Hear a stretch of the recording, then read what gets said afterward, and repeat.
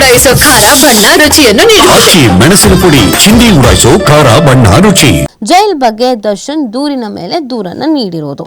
ಹಾಸಿಗೆ, ದಿಂಬು, ಸ್ವೆಟರು ಯಾವುದು ಕೊಡ್ತಿಲ್ವಂತೆ. ನೆಮ್ಮದಿಯಾಗಿರಬೇಕು ಅಂತ ಜೈಲಿಗೆ ಹೋಗಿದ್ರು, ಬಟ್ ಅಲ್ಲಿ ನೆಮ್ಮದಿಯಾಗಿರೋದಕ್ಕೆ ಆಗ್ತಾ ಇಲ್ಲ ಅನ್ನೋದು ಈ ಮುಖಾಂತರವಾಗಿ ಗೊತ್ತಾಗ್ತಾಗಿದೆ.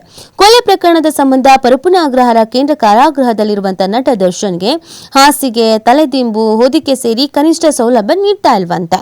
ದರ್ಶನ್ ಶೂ ಹಾಕಿಕೊಂಡಿದ್ರೆ ಅದನ್ನ ಜೈಲಾಧಿಕಾರಿಗಳು ಬುಚ್ಚಿಸ್ತಾ ಇದ್ದಾರಂತೆ, ತೆಗಿ ಅಂತ ಹೇಳಿ ತೆಗಿಸ್ತಾ ಇದ್ದಾರಂತೆ. ಊಟದ ತಟ್ಟೆಯನ್ನ ಎಸೆದು ಹಾಕ್ತಾ ಇದ್ದಾರಂತೆ, ಬಿಸಾಕ್ತಾರಂತೆ, ಕೈಯಲ್ಲಿ ಕೊಡಲ್ವಂತೆ ಊಟ ಮಾಡಿ ಅಂತ ಅಂದ್ಬಿಟ್ಟು ತೆಗ್ದು ಹಿಂಗೆ ಬಿಸಾಕ್ತಾ ಇದ್ದಾರಂತೆ. ಈ ಥರ ಮಾಧ್ಯಮಗಳು ವರದಿ ಮಾಡ್ತಾ ಇರೋದಲ್ಲ, ಮೀಡಿಯಾಗಳು ವರದಿ ಮಾಡ್ತಾ ಇರೋದಲ್ಲ, ದರ್ಶನ್ ಪರ ವಕೀಲರು ವಾದ ಮಾಡಿರೋದು. ದರ್ಶನ್ ಪರ ವಕೀಲರು ದರ್ಶನ್ಗೆ ಈ ಥರ ಎಲ್ಲ ಆಗ್ತಾ ಇದೆ ಅಂತ ಕೋರ್ಟ್ನಲ್ಲಿ ವಾದವನ್ನು ಮಾಡಿರೋದು. ಯಾಕಂದರೆ ಸುಮ್ಮನೆ ಆಮೇಲೆ ಮಾಧ್ಯಮದವ್ರು ಇಲ್ಲದೆ ಸಲ್ದು ಹೇಳ್ತಾ ಇದ್ದಾರೆ, TRPಗೋಸ್ಕರ ಹೇಳ್ತಾ ಇದ್ದಾರೆ ಅಂತ ಹಬ್ಬಿಸ್ಬಿಡ್ತಾರಲ್ಲ, ಅದಕ್ಕೆ ಕ್ಲಾರಿಟಿ ಕೊಡ್ತಾ ಇದ್ದೀವಿ.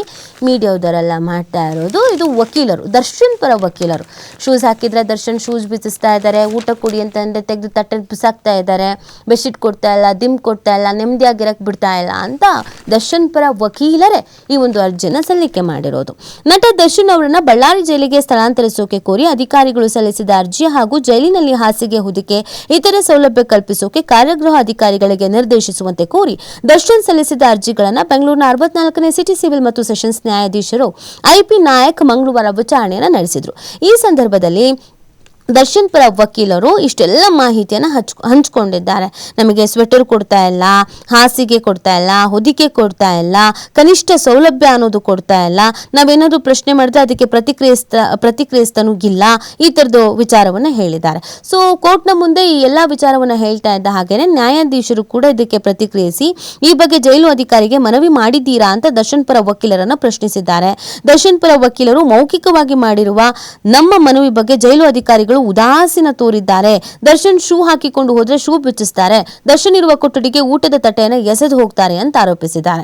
SPP ಪ್ರಸನ್ನಕುಮಾರ್ ವಾದ ಮಂಡಿಸಿ ದರ್ಶನ್ ಜೈಲು ಸೇರಿದ 2 ದಿನದಲ್ಲಿ ಈ ಅರ್ಜಿ ಸಲ್ಲಿಸಲಾಗಿದೆ. ಖೈದಿಗಳ ಖರ್ಚಿನಲ್ಲಿ ಹಾಸಿಗೆ, ದಿಂಬು ಒದಗಿಸೋಕೆ ಅವಕಾಶವಿದೆ, ಆದ್ರೂ ಕೊಲೆ ಆರೋಪಗಳನ್ನು ಎದುರಿಸ್ತಾ ಇರುವವರಿಗೆ ಈ ಅವಕಾಶ ಇಲ್ಲ.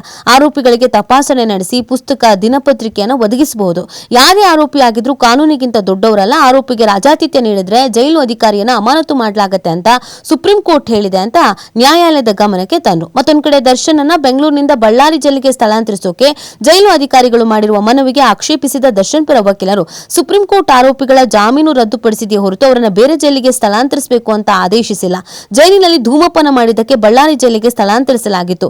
ಈಗ ಅದೇ ಕಾರಣದಿಂದ ಬಳ್ಳಾರಿಗೆ ಸ್ಥಳಾಂತರಿಸುವುದು ಸೂಕ್ತವಲ್ಲ. ಪ್ರಕರಣದ ತ್ವರಿತ ವಿಚಾರಣೆಗೆ ಸುಪ್ರೀಂ ಕೋರ್ಟ್ ಸೂಚಿಸಿದೆ. ರೇಣುಕಾಸ್ವಾಮಿ ಕೊಲೆ ಪ್ರಕರಣದಲ್ಲಿ 272 ಸಾಕ್ಷಿಗಳಿದ್ದಾರೆ. ಬಳ್ಳಾರಿ ಹಾಗೂ ಬೆಂಗಳೂರಿನ ನಡುವೆ 310 ಕಿಲೋಮೀಟರ್ ಅಂತರವಿದೆ. ಪ್ರತಿ ಬಾರಿ ವಿಚಾರಣೆ ಸಮಯದಲ್ಲಿ ಬಳ್ಳಾರಿಯಿಂದ ಬೆಂಗಳೂರಿಗೆ ಬಂದು ಹೋಗೋಕೆ ಸಾಧ್ಯ ಇಲ್ಲ ಅಂತ ತಿಳಿಸಿದ್ದಾರೆ.